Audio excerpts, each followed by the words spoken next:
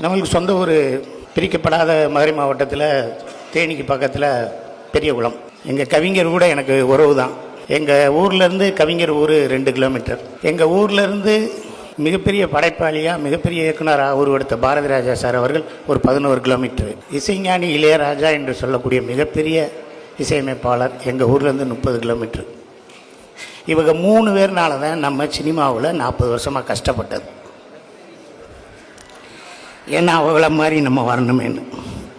அவங்களுக்கு அறிவு இருக்குது, நம்மளுக்கு இருந்தாலும் கிளம்பி போவோம். நான் முதல் படம் எடுக்கும்பொழுது தேவா இசையமைப்பில், என்னோடய அஜித் படம் எடுக்கும்போது அத்தனை பாடல்களையும் அவர் தான் எழுதினார்.